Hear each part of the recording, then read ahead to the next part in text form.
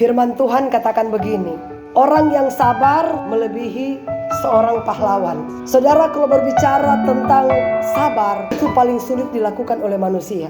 Mungkin kita berkata, oke, gampang. Contoh, orang datang sama saya, menceritakan masalahnya, terus saya katakan begini, sabar bu. Ya. Saudara, kalau berkata sabar itu gampang keluar dari mulut kita. Tetapi kalau seandainya masalah itu Tuhan izinkan terjadi dalam hidup kita, mampu gak kita sabar? Sebagaimana yang kita nasihati kepada orang yang mengeluh sama kita. Amin. Karena berbicara tentang sabar itu susahnya luar biasa. Paling susah, tapi Alkitab katakan orang sabar itu melebihi pahlawan. Saudara, berbicara tentang pahlawan. Pahlawan itu artinya dia seorang pejuang. Saya pernah lihat saudara, orang kalau mau tes tentara atau polisi, ketika mereka dilatih, ya. Kadangkala saudara, di saat mereka berlatih, mereka dipukul. Artinya sama yang melatih mereka. Sudah dipukul, ditendang, tetap mereka bilang, hormat Tuhan. Ditampar sekalipun, hormat Tuhan. Karena pingin lulus. Makanya Alkitab bilang, orang sabar itu melebihi seorang pahlawan. Kita sebagai prajurit-prajurit Kristus, mental kita juga harus dilatih seperti seorang prajurit. Amin. Persoalan, tekanan terjadi dalam hidup kita. Masalah demi masalah Tuhan proses terjadi dalam hidup kita, saudara. Tetapi kita bersabar menanti kapan waktu Tuhan akan memulihkan hidup kita. Karena orang yang sabar itu pasti disayang oleh Tuhan. Amin. Saudara, kalau mungkin Yusuf itu tidak sabar ketika dia diproses oleh Tuhan. Bayangkan dia dibuang oleh kakak-kakaknya ke sumur. Diambil lagi dia ke sumur. Dijual lagi kakak-kakaknya ke orang Ismail. Orang Ismail bawa lagi dia ke Mesir, dijadikan sebagai seorang budak.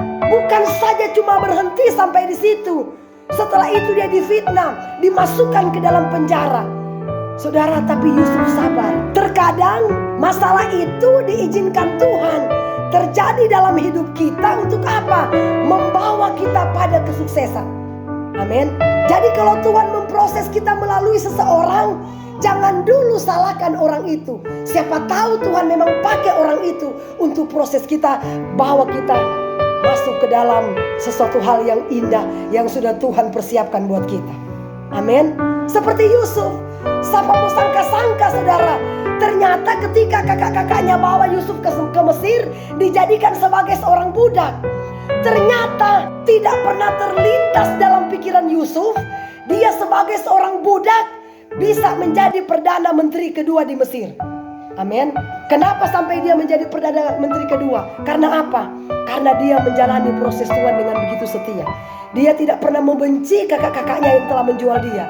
Justru ketika kakak-kakaknya kelaparan datang cari makan di Mesir, kakak-kakaknya ketakutan setelah mengetahui ternyata Yusuflah Perdana Menteri di situ. Ketakutan, dipikir, aduh jangan-jangan kita mau dibunuh sama Yusuf. Yusuf bilang begini, justru saya bersyukur. Kalau bukan karena kalian yang bawa saya ke Mesir, tidak mungkin saya bisa jadi seperti ini. Amin. Jadi jangan pernah menyalahkan orang lain yang memproses kita. Terkadang Tuhan bisa pakai orang proses kita untuk apa? Kita bisa mengenal sebenarnya Tuhan berencana sama kita itu apa. Atau contoh, Tuhan memberikan kita di dalam tubuh sakit penyakit. Kita tidak tahu saudara apa rencana Tuhan bagi kita. Sudah sembuh, sudah dioperasi, datang lagi penyakit yang lebih parah. Aduh, minta ampun. Jangan dulu salahkan Tuhan. Siapa tahu lewat penyakit itu Tuhan mau pakai kita jadi saksi buat Tuhan. Amin. Ketika kita sembuh nanti kita bisa menyaksikan ternyata Yesusku Tuhan yang dahsyat. Itulah saudara ya. Makanya Alkitab bilang orang sabar itu melebihi seorang pahlawan. Sebagai seorang pejuang Kristus di akhir zaman ini ya, jangan pernah mengeluh. Beribadah jangan pernah hitung-hitung dengan Tuhan. Amin. Kalau kita pergi kerja aja saudara, mau hujan badai pun kita mengeluh kalau tidak kerja. Aduh, nak masuk akal lagi, hujan lagi. Seharusnya datang sama Tuhan lebih daripada itu. Amin. Baru Tuhan memperhitungkan apa yang kita lakukan di hadapan Allah. Saudara, saya kasih tahu, berkat itu datangnya bukan dari bos, tapi berkat itu datangnya dari Tuhan. Walaupun kita bersusah payah, firman Tuhan katakan, Sia-sialah orang bersusah payah mencari uang, tetapi dia tidak pernah menikmati hasil usahanya sendiri. Kalau Tuhan tidak kasih kita karunia untuk menikmati apa yang kita kerjakan, percuma. Di saat kita sudah punya segalanya, kita nggak bisa lagi makan apa-apa karena sudah sakit-sakitan. Iya kan? Seperti ini. Saya sudah pernah saksikan seorang Cina kaya. Udah kaya raya, DP suami bilang begini, ayo mah, kita kan sudah banyak duit, kita berlibur ke luar negeri. Hah? Belum, tunggu dulu. Kumpul duit banyak-banyak, kumpul. Tiba-tiba Ci itu sakit mendadak karena jantung, langsung mati. Nah, karena si Ko ini, dia cuma tinggal di rumah, nggak bergaul. Yang ada di dalam rumah cuma pembantu. Akhirnya menikahlah si Ko ini dengan pembantu. Nah, tiba-tiba pembantu bilang begini, Tuan kan sudah jadi suami saya. Ayolah Tuan, kita jalan-jalan ke luar negeri. Nah, si Tuan katakan begini, nah ini istri yang ku mau. Saya maunya kalau kita ada berkat, ayo kita nikmati berkat Tuhan itu. Terus itu pembantu bilang begini, Tuan, saya pikir saya ini bekerja keras cari uang buat nyonya. Ternyata nyonya bekerja keras cari uang buat saya.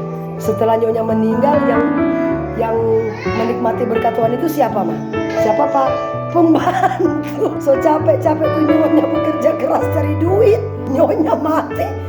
Pembantu yang jalan sampai ke luar negeri. Saudara, makanya tuh Alkitab bilang, sia-sialah kita bekerja siang malam, tapi kita tidak dikasih karunia untuk menikmati berkat itu. Saudara, kalau kita hidup takut akan Tuhan, setia dengan Tuhan, berkat apapun yang kita miliki, Tuhan akan izinkan itu kita nikmati dan kita nikmati dengan baik. Amin. Untuk itu, sabarlah menanti jawaban Tuhan. Jangan pernah menyerah, jangan pernah putus asa. Saudara, satu lagi kesaksian. Siapa nonton tinju Randy Pangalila? Siapa ada nonton? Pak Jonas nonton? Oh, tidak hobi tinju di sini ya. Oh, luar biasa nih bapak-bapak. Kalau suamiku pagi kalau sudah tinju. Saudara, bayangkan. Satu ketika dia menantang, dia pingin lawan Kakak J. Randy ini kan artis. Dia artis sinetron terkenal. Saudara, ketika dia pingin menantang Kakak J, apakah yang dia lakukan? Ya, kata dia, selama 2 tahun dia berlatih. Dia berlatih dengan penuh kesabaran, saudara. Bagaimana caranya dia bisa mengalahkan Kakak J? Dia dihina-hina sama teman-temannya. Nggak mungkin kamu bisa kalahkan Kakak J. Kamu itu kan artis. Memang kamu kuat. Kakak J ini kan menang 8 kali, nggak pernah kalah. Terus kamu melawan, waduh. Tapi Randy, dia tidak menyerah. Dan satu hal saudara yang membuat kita bisa contohi dari dia, setiap kali saudara, dia datangin pendetanya untuk berdoa.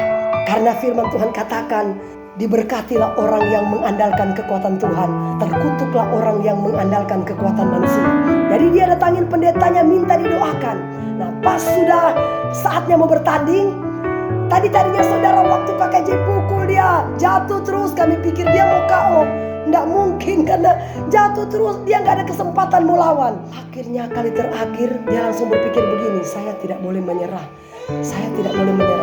Akhirnya dia bangkit berdiri, dia langsung tendang ini Kakak J, kena di liver. Langsung livernya dia nggak bisa napas, roboh, Kakak J nggak bisa napas lagi. Bayangkan saudara, Tuhan bisa lakukan hal seperti itu. Amin. Terus apa yang dia lakukan di tengah banyak orang? Dia bilang, praise the Lord. Kalau bukan karena Yesus Kristus, tidak mungkin saya bisa menang. Dia tidak pernah malu mengakui Yesus di depan banyak orang. Amin. Karena firman Tuhan katakan, barang siapa malu mengakui Yesus, Yesus pun malu mengakui kita. Ya Pak Jonas ya, jangan pernah kita malu mengakui nama Yesus di depan orang. Amin. Karena Yesus kekuatan kita, dia segala-galanya, dan dialah yang akan membawa kita supaya kita mengenal dia dengan benar. Kerajaan surga menjadi warisan saudara dan saya. Amin.